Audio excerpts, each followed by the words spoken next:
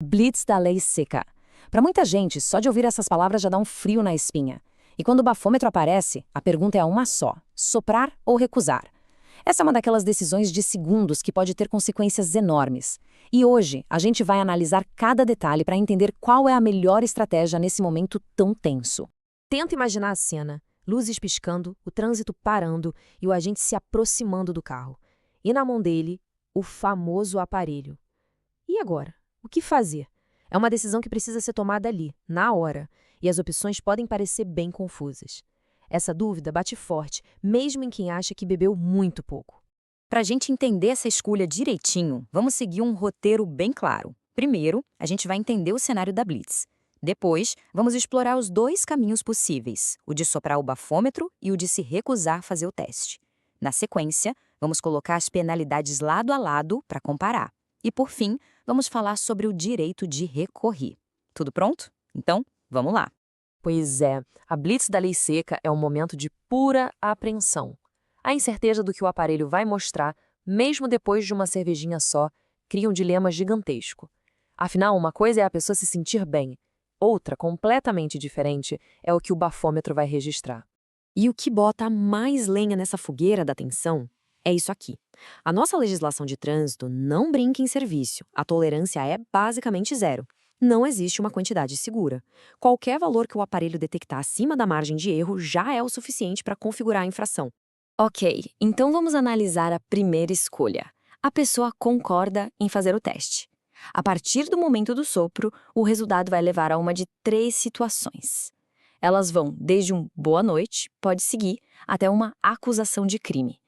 Aqui, os números são reis. Se o resultado for até 0,04 miligramas de álcool por litro de ar, ufa, tudo certo. Tá dentro da margem de erro, motorista liberado. Agora, se der entre 0,05 e 0,33, a coisa já complica. Vira uma infração administrativa gravíssima. Mas o ponto de virada, o que muda o jogo, é a partir de 0,34. Aí, a situação deixa de ser uma simples multa e se torna um crime de trânsito. E o que significa esse tal de crime de trânsito?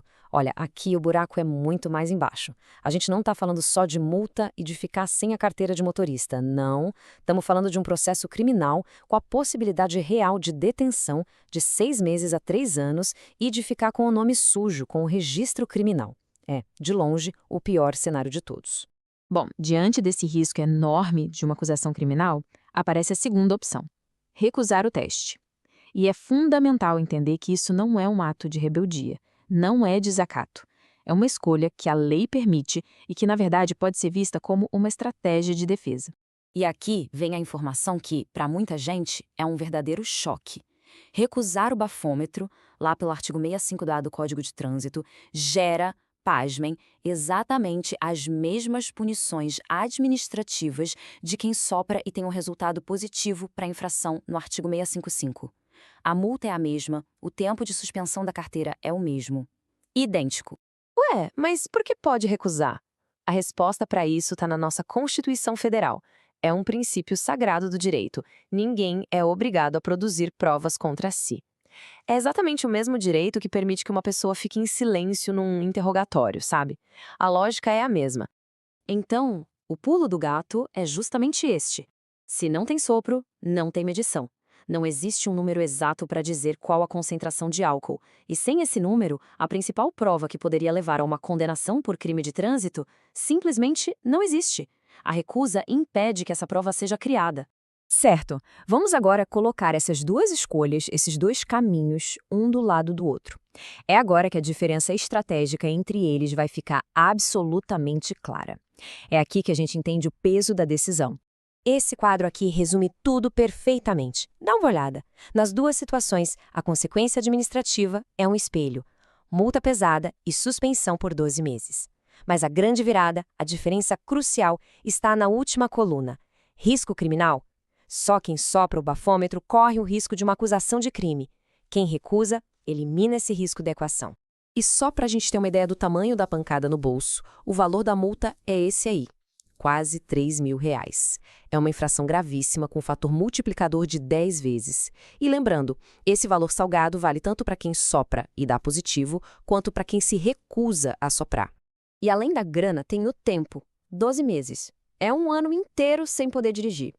De novo, essa penalidade é a mesma para os dois caminhos, o que só reforça que, do ponto de vista administrativo, as consequências são iguais.